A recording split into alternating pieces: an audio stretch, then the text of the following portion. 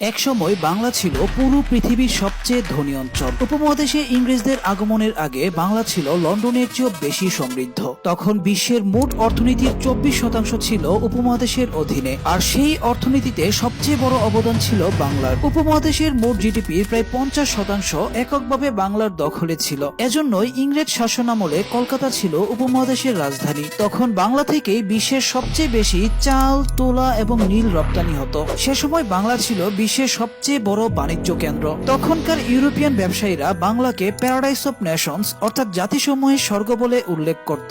এমনকি যে জাহাজে চড়ে ইংরেজরা উপমহাদেশে এসেছিল সেটাও তৈরি হয়েছিল বাংলায়, কারণ চট্টগ্রাম এবং কলকাতা ছিল তখনকার সময়ে জাহাজ নির্মাণের কেন্দ্র। কিন্তু সবচেয়ে দুঃখজনক বিষয় হলো ইংরেজরা উপমহাদেশের সবচেয়ে বেশি সম্পদ কেড়ে নিয়েছিল বাংলা থেকেই। পলাশীর যুদ্ধে জয়ের পর বাংলার সম্পদ লুট করে ব্রিটিশরা যখন ব্রিটেনে পৌঁছায়, তখন লুট করা সম্পদ জাহাজ থেকে নামাতে অনেকদিন সময় লেগেছিল।